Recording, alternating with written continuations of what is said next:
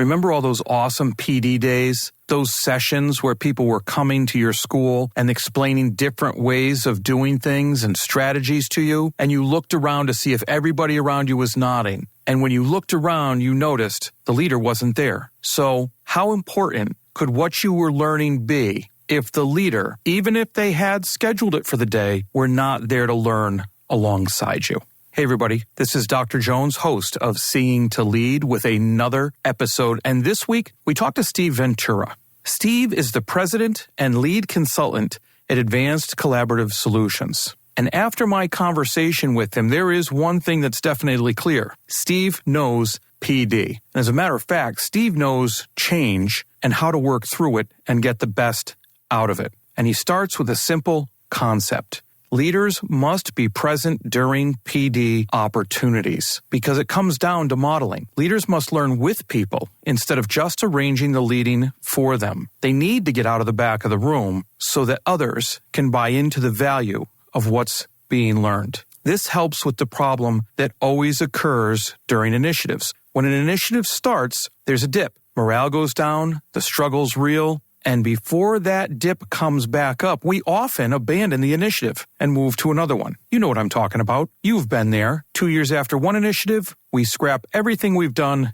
and move to a new one because it didn't seem to be working. So Steve has a couple things that he talks to us about. He talks about the importance of practice, not programs, staff, not stuff, and not to focus on bright, shiny things. You know, we all focus on bright, shiny things from time to time, and it detracts our attention from what we really need to be focusing on. And where we're focusing is the most important because, as Steve explains to us, if we want to affect change, we need to focus on the why before the how. We need to learn with and not for. We need to understand our people's needs and strengths. And it's essential to be explicitly clear with the intentions and the goals. Because in the end, if the proper environment of learning is created, the topic for change doesn't matter. People will buy into it and make that change happen. So Steve's going to talk to us about all of this in this episode. He's going to mention some research, but how do we transfer all this great research into practice? Well, Steve explains it to us. It's all about focus. You are going to find a ton of value in this episode. Do me and everybody else a favor. Hit that subscribe button, leave a rating and review, send me a comment, and most importantly, share it with others as we learn more about PD, modeling, and focus from Steve Ventura on Seeing to Lead. Empathy is one, and then understanding, again, the biggest threat to education innovation. Because it's not that the people are not qualified, Christopher. It's the internal politics and an organizational culture that doesn't want to change. I know people say they want to change, but there are forces in schools and districts that resist change at every way possible. And so what do? We maintain the status quo. I'm always telling my principal friends, like, what's the politics and the culture like right now? Are they ready to learn? Like, are they ready to receive this yet? You may have to do a lot more work before you want to change the culture here.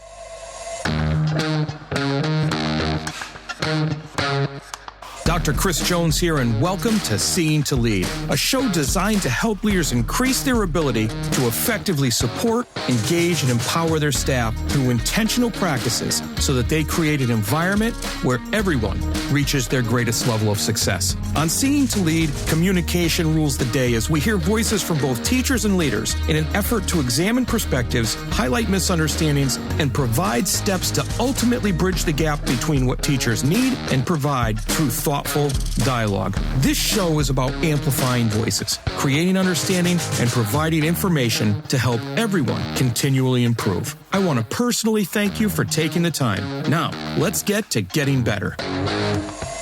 Steve Ventura is the president and lead consultant at Advanced Collaborative Solutions. He is a highly motivational and knowledgeable speaker who approaches high-stakes professional development armed with practical, research-based strategies. Steve's a former elementary and secondary teacher as well as both a school and district-level administrator. Steve's published multiple books and articles and regularly presents and keynotes at major global education events. Personally, I'm really interested in professional development.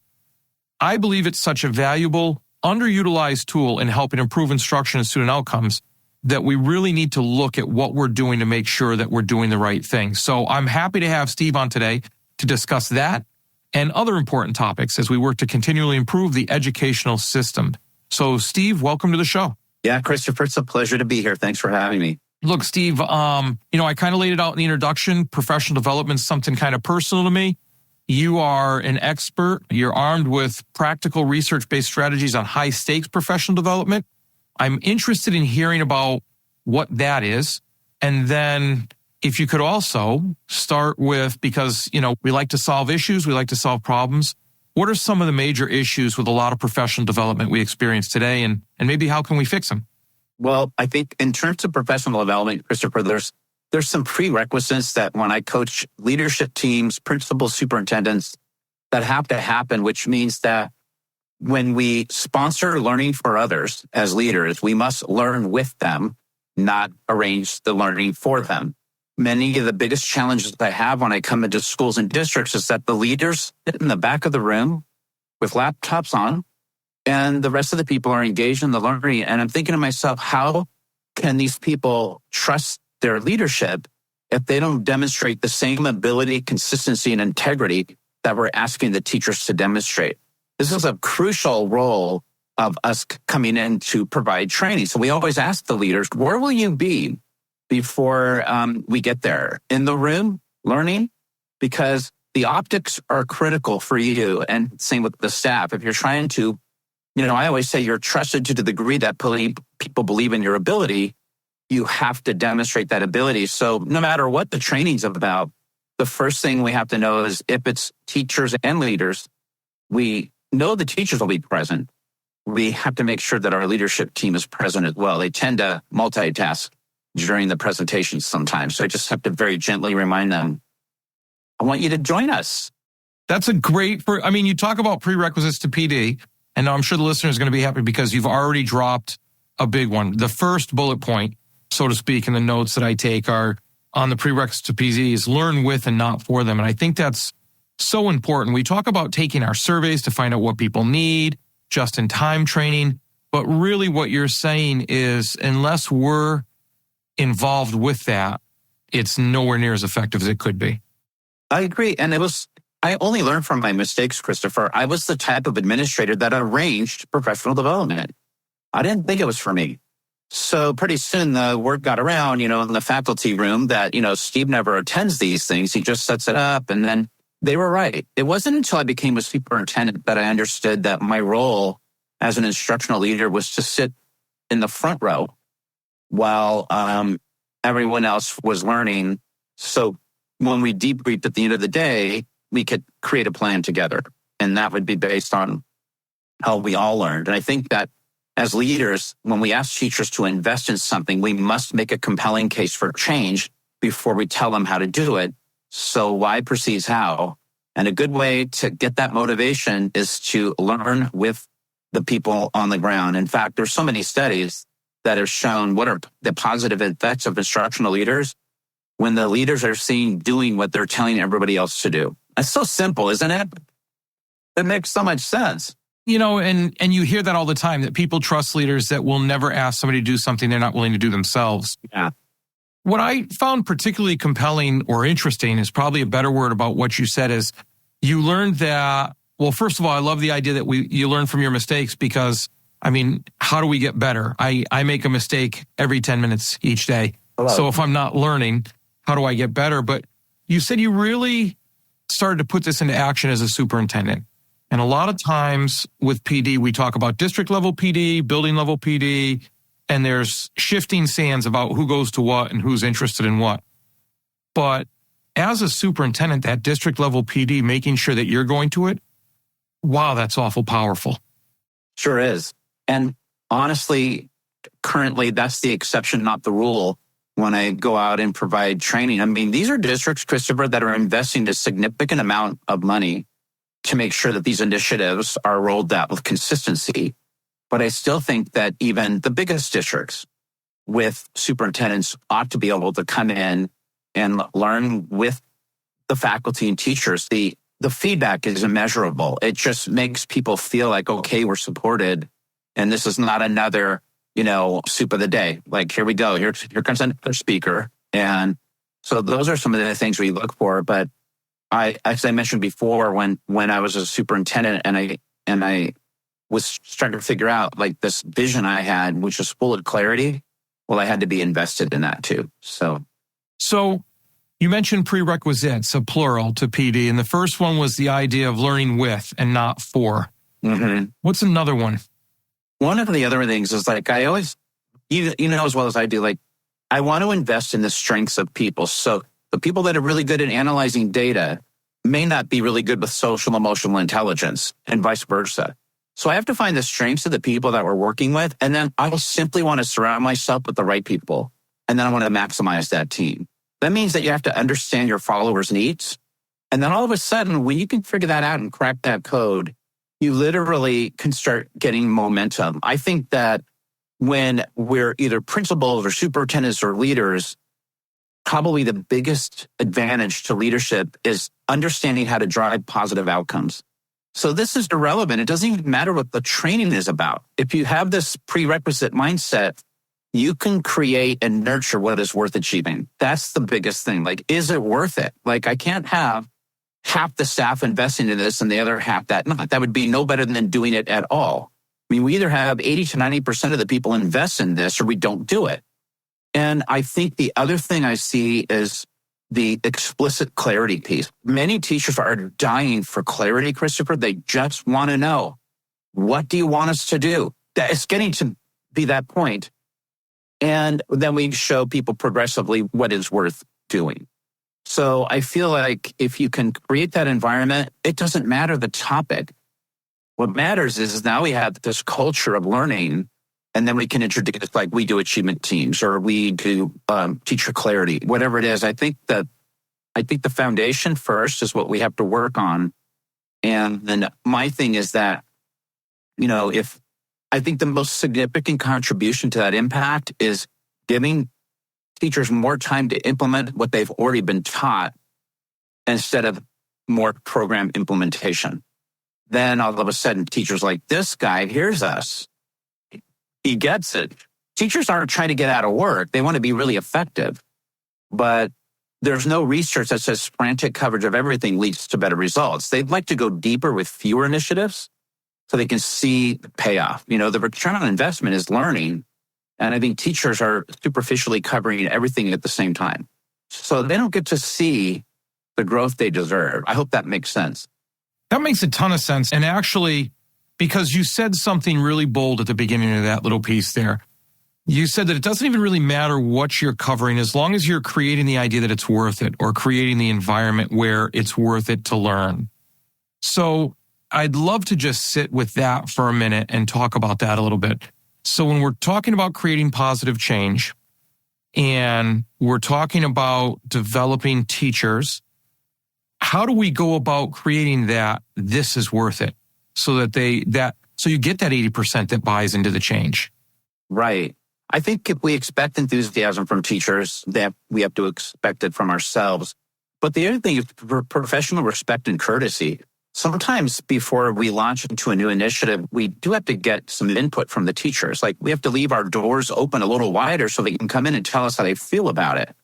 Because once teachers feel the worth or value of something that's worth investing in, there's no friction. They feel like they're valued. The one thing I learned from Doug Reeves is for every new initiative you ask teachers to implement, you must take 3 things off their plate. I live by that all the time. And when teachers hear that, all of a sudden there's more acceptance and buy-in when they know that the leader has empathy for how busy they are. And so my thing is, again, why don't we go deeper with 3 to 5 initiatives for the next 3 to 5 years instead of making the target change all the time and we just learned this and now we're on to another one. As the superintendent, Christopher, I was able to maintain focus. But I can see when you're middle management, you got to roll with it.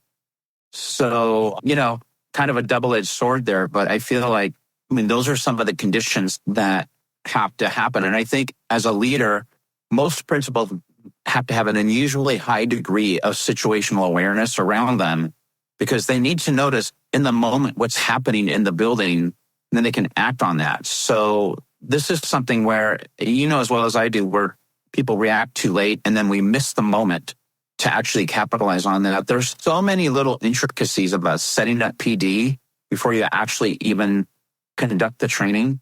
And a lot of it has to do with just getting teachers' input about what can we invest in that is worth it. And typically I find that that's a great way to start a training or learning. And one last thing after that, then we can continue. I just think that on the least effective PD, we were going to talk about this anyway, is those one-day drive-bys where nothing ever happens. We just, this is the speaker of the day. I'm mildly entertaining when I speak, Christopher, so you can keep people engaged and maybe make them laugh. But, after that, nobody ever follows up on any of the things we talked about. It was just another day of, hey, they're coming back and we got 5 hours with the teachers. Let's have a really nice, opening keynote. And then, of course, then there's no follow through after that because there was really no point to all of that. So those are some of the things that, we see happen and we try to correct those things as well. So.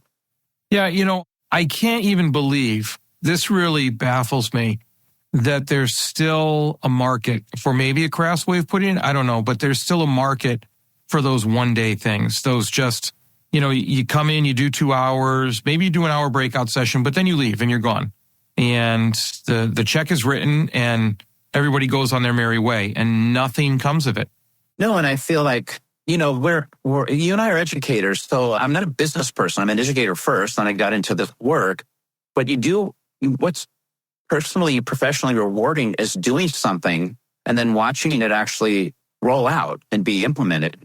And that gives us a lot of joy. I mean, yeah, we're for profit. I get it. But the other thing is that we come from former positions of teaching and leadership. And so we'd like to see things be implemented with integrity and consistency. So the one-day investments, usually we have to be careful because you don't want it to upsell. But we do like to say we do have multiple options for you to make this work if you're interested. So try to be as sensitive as we can because I'm not a big just, are you interested for more work? It's got to be more homegrown. They have to feel it. Yeah, well, that's what makes it effective. And you mentioned the one thing on, 3 things off plate. And it made me think about another example of that. I do these weekly videos out to my community and my staff about just different topics having to do with character, integrity, purpose, goal setting, stuff like that. And one of the things I just did it this past Sunday and released it out was 1 in, 1 out. And I used the example of an elevator and how you want to take the elevator to a higher floor. But when that elevator shows up, you're ready, you're raring to go, but that elevator's full. You can't just get on the elevator because then there's no room for you and you can't do it, where you have to wait for the elevator to empty first.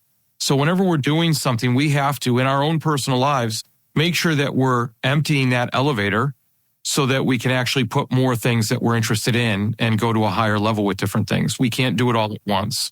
No, that's perfect. That's the culture, Pete, and then, like I said before, sometimes the actual initiative isn't as important as the point people see the value and the worth of it first. And then all of a sudden it goes. And we work with plenty of clients across the country where it's thriving. And, it doesn't happen unless it's led, Christopher. So it has to be led and monitored. And then all of a sudden there's happy people. Yeah. So. Yeah. Supporting your teachers and students seems to be a struggle. They just don't seem to be engaged. You wish they would take more responsibility for their learning and culture of the building, but they just don't seem to be empowered enough to do it. So, my question is, have you checked out the book Seeing to Lead yet? It's all about creating a true educational experience where learning, growth, leadership, and community take center stage. Full of strategies and resources, Seeing to Lead is about attaining that goal by employing a model that supports, engages, and empowers all individuals to become leaders themselves. Pick up a copy today at seeingtolead.com. That's seeingtolead.com. Remember, you don't become a leader and then decide you need to support and recognize others more than yourself. It is the moment you realize it's about supporting and recognizing others that you become a leader. seeingtolead.com. So you're talking about value and worth, and I'm so glad you said monitor because it's almost like you're reading my mind. So the next piece is, oftentimes, say we do narrow our initiatives, and oftentimes teachers, leaders, they have so much going on, even with fewer initiatives, that they'll work hard at something, but it's not always that satisfying because they don't necessarily see the progress. So how can we show that incremental growth in a meaningful way to create more of that value and worth that you mentioned? Yeah, I love this question. So first of all, there's something in education called a J curve. And a J curve is like when a district implements a new initiative, there's a dip in achievement or an increase in frustration. So we get to the bottom of the curve. And then when the leaders see this, they panic and they go back and they implement another new initiative because people are frustrated. And then that goes back into the bottom of the curve. And what they haven't figured out yet is that we need a couple of years to get out of the bottom of the curve and all of a sudden start feeling the value, the payoff. So usually, and you probably heard this, usually 2 to 3 years is a commitment to an initiative before we start actually seeing really great results. Fortunately, we have client districts that do that, and they always come back to us and say, Steve, it's working. Well, it's because they've got focus and clarity, and they have accountability.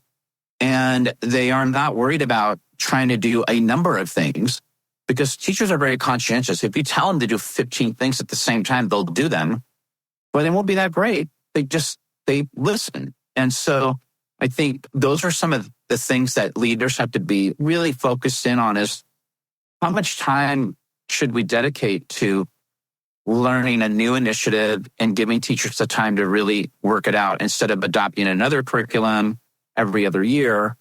And if all these adoptions were so great, why do they only last 3 or 4 years? I mean, I think mostly the things that we do at PD must be based on practice, not programs. It's got to be based on staff, not stuff.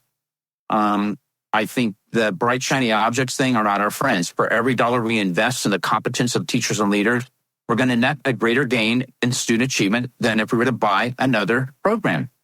This is music to some people's ears. Right. Except for people who sell a lot of programs. Yeah, I was going to say, except for the curriculum machines.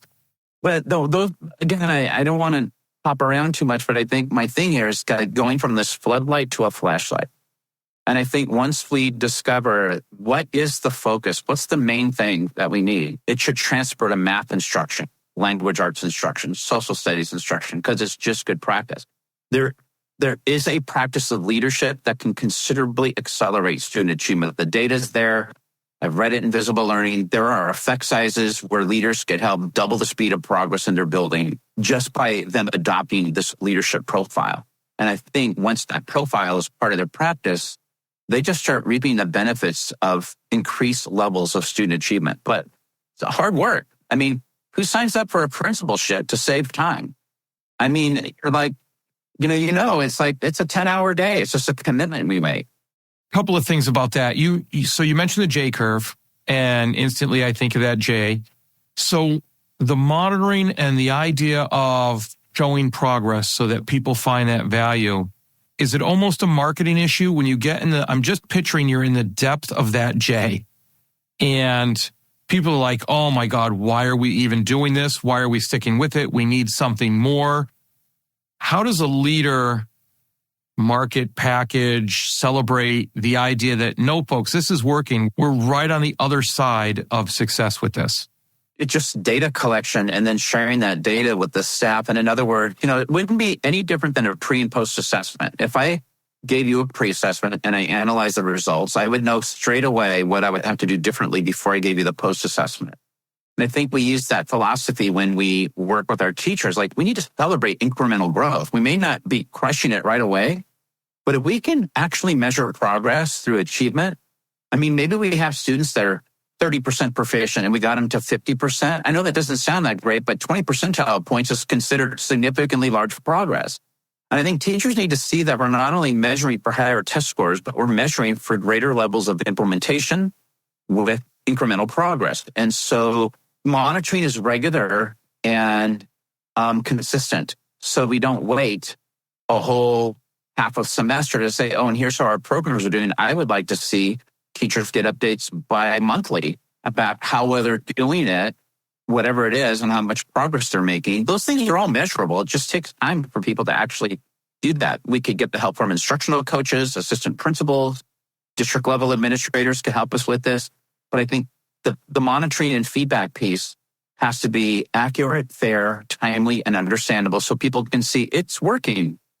And they just need that feedback and monitoring. Then they'll know, because we don't, Christopher, you know what they'll say? Here comes another project from the administration and no one cares if we do it or not. Right. And it's so all those leaders out there that are charged with or interested in, or they take the initiative to plan professional development, because at first that sounds like a great thing. There's a whole lot more to it than just planning professional development. There's the follow-up, there's the monitoring, which is a ton of work.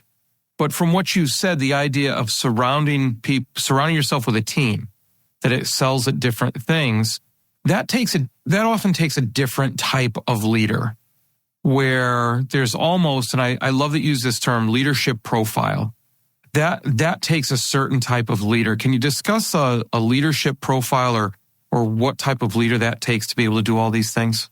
Yeah, it's funny. I read another book with ASCD, and one of the things we're covering is Vivian Robinson's best evidence synthesis, and the research about, I think, came out in 2010 or 11, but it is so significant because she identified 5 variables that leaders can demonstrate that go along with student achievement. So not 5 variables, 2 variables. What's the achievement in the building and what's the behavior of the leader in the building? And from there, she was able to carve out what's a pretty good profile for leaders. In other words, these leadership profiles that she was talking about was like the number one finding from Vivian Robinson had a 0.84 effect size, which is promoting and participating in teacher learning and development. I mean, number one, that's 84% of a standard deviation. That is huge. So I think when I looked at that, I'm like, well, there we go. It's number one. And then, or planning and coordinating and evaluating teaching in the curriculum. These types of things have huge impact in terms of effect size.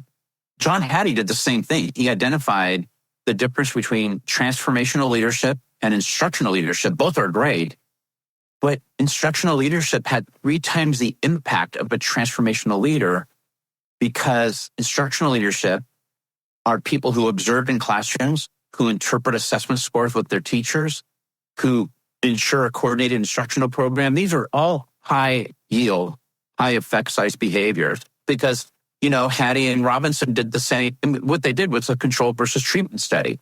Who's getting the treatment compared to who isn't, and what's the difference in achievement? I mean, it's hard to argue with when you see these effects come out.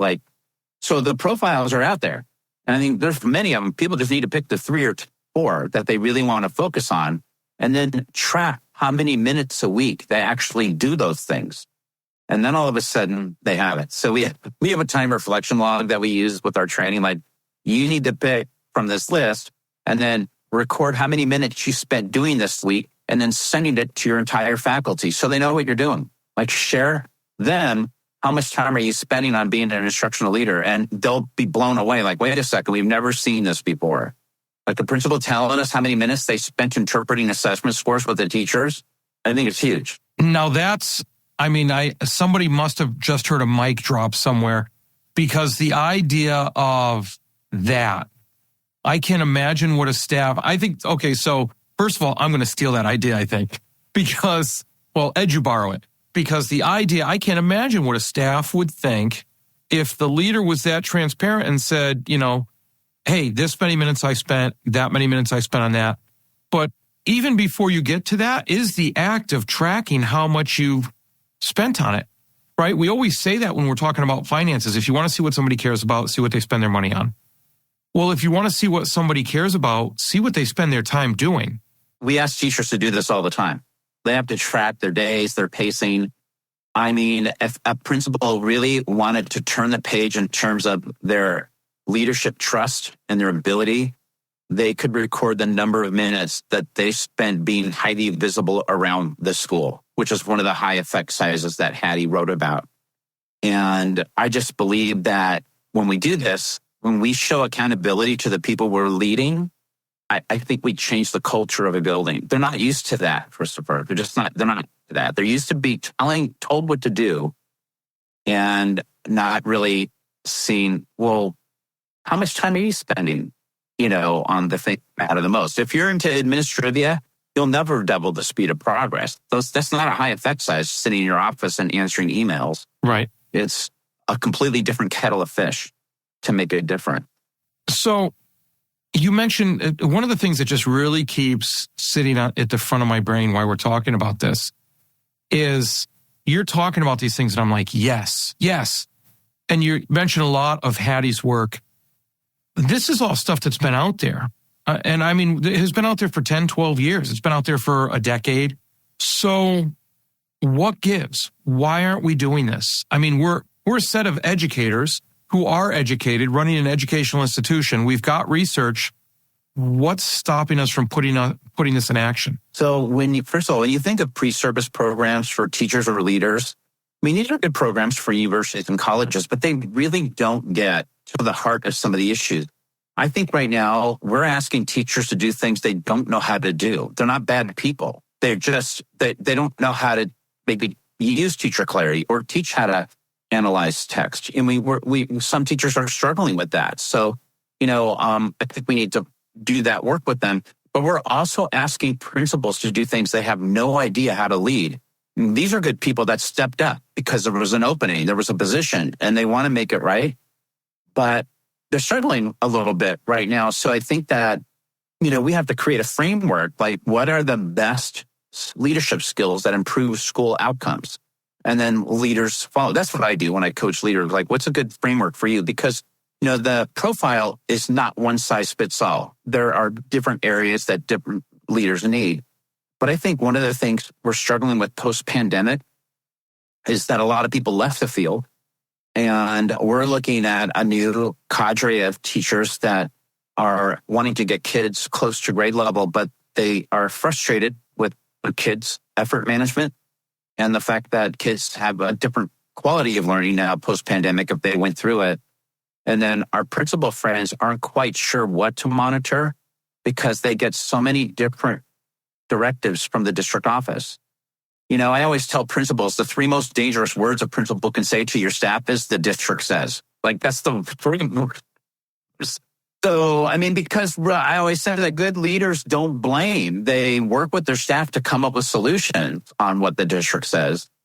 But I feel like this is the gap. I feel like we're asking people to do things that they're not quite sure how to do. But then I have a mentor. Like, no one's there with them. And it's the same thing with teachers because I think the people that are in the classrooms are wanting so bad to make a difference, but they're coming up against some pretty heavy speed bumps. And it's just because they're learning their standards, they're learning how to work with kids, but the research is there. It is almost irrefutable what it says. And I know visible learning comes with a lot of criticism. I get that. But still, it's the largest summary of educational research that's ever been conducted. So, when you have over 300 influences, you get a chance to go through there. And by the way, the newest book was released about a year where Hattie has updated everything. And it is an absolute joy to read because it's easier to read now, even if you're, not a leader. But the gap between what the research says and what's actually happening is huge. We know that PLCs are supposed to be highly productive, but there's a gap between what research says about PLCs and the actual implementation. And it's the same with our leadership, friend. We know what works best, but there's a gap between what we're actually, reading and then transferring that to practice. And, I think the solution to that is like focus. What could we focus on that'll get me the greatest increase in my ability as a leader rather than trying to do everything at the same time? I just think that leaders need to go really deep with their leadership style as well. And there could be significant payoff there too. Yeah, Stephen, you are so passionate about this and so much of what you say resonates with me. I have 2 questions for you to wrap up our talk here. The first one, I hate wrapping up our talk. I want to go on more. The first one is, if you weren't in education, or an educator, who, not what would you be? Just the way I've evolved in my life, I would definitely be serving people in one aspect or way or another. My wife co-presents with me and we get great joy out of, providing services to people. So if it wasn't an education, it could be a nonprofit, it could be something else. We've gone to Zambia 4 times and provided, support with the Zambian Ministry of Education. Serving people gives us the greatest joy. So while we love our professional consulting business, I think the joy of providing service to others is very rewarding for both of us. So I don't know what it would be in. I'd find it, but that would be something that I think would work very well for me if it wasn't an educational provided service. Now, wait a minute. You said your wife presents with you? Yes, we co-authored our last book together and we co-present. So I'm always nervous when she's there because she's the president of the company, Christopher. I feel like, this is my yearly, performance review. Yeah. So no, Michelle and I work together really closely. And when it's feasible, we will go and co-present to districts and conferences. But yeah, that is something. And she has the same feeling I do, like, let's overserve people so they never leave wanting more, like they got it, they feel good about it. So she kind of has that same philosophy. We just serve people. So now here's the thing, because I didn't realize that, but that almost begs the question, why wouldn't we do a second podcast episode with you and your wife? Oh, you would love her. You would double the speed of listeners. No, she would be thrilled to do that. We might have to look into that. And one of the things that piqued my interest just from that sentence you said was the idea of leaving people not wanting for anything, where oftentimes, traditionally, people aim to leave people for wanting more because that's more of a business model. And that you saying that shows your service-oriented model that you're doing. If we work ourselves out of a job, at least we feel good about it. There you go. So thinking of that, what's the most important piece of advice you would give to leaders as they work to better support, engage, and empower those they serve? Couple of things. First of all, empathy is trending really high right now in leadership. And I think that we treat everyone well. We make decisions based on our best people, though. And I think empathy is something that we look at. Everybody's lives were turned upside down a couple of years ago. And so we come out of the gate with that kind of process. And so you can see that this is about relational trust and helping people understand how important empathy is. I recently read an article. I got the data right in front of me. This was actually from, just Forbes. And it said that empathetic leaders enjoy 61% of more innovative employees. I'm thinking, well, could that not happen in education? I mean, we would love that. And so I think empathy is one. And then understanding, again, the biggest threat to education innovation. Because it's not that the people are not qualified, Christopher. It's the internal politics and an organizational culture that doesn't want to change. I know people say they want to change, but there are forces in schools and districts that resist change at every way possible. And so what do? We maintain the status quo. I'm always telling my principal friends, like, what's the politics and the culture like right now? Are they ready to learn? Like, are they ready to receive this yet? You may have to do a lot more work before you want to change the culture here. So these are some of the things I ask leaders, especially when we have our pre-engagement conference, like, well, what's it going to be like when I get there? Are they ready? So those are a couple of things. I'm sure there's a billion more, but those are a couple they can think of. Well, that's excellent. And, Steve, I can't thank you enough for coming on the show today. You've said a ton of things, and I was serious about having you back with your wife for another show. I mean, you've just got so much information at your fingertips because you're passionate about it and it's authentic. I can't imagine that people haven't learned a ton on today's show. So if they want to reach out to you, what's the best way to get in touch with you? We have a website. It's just steveventura.com. And on that website are all our contact information, our phone numbers, our emails. So if just without having to memorize a lot, just steveventura.com. The company's name is Advanced Collaborative Solutions. But that's how people can find us. Okay. And I'll put that in the show notes so they can not only hear it, they can see it, and then they can click on it. Perfect. Steve, thank you very much. I learned a ton just listening to you today. And I really enjoyed talking to you and having you on the show. My pleasure. This was a blast. Thank you. Well, that's a wrap, but not the end. Next step, be sure to take action on something you heard here today. Hey, thanks for listening to the Seeing to Lead podcast. If you would like to connect for any reason, email me at drchrissj@gmail.com or catch me on Twitter at Dr. C.S. Jones. If you've gotten any value from the Seeing to Lead podcast today, you can help me and other leaders create a world-class environment through a teacher-centric approach by subscribing to the show, leaving an honest rating and review, and sharing this episode on social media with your most valuable takeaway. Also, one last thing. Have you had a chance to pick up my latest 5-star rated book yet? Grab your copy of Seeing to Lead anywhere you buy books or at seeingtolead.com. That's seeingtolead.com, where you can learn more and continue to improve. Now go have a successful week.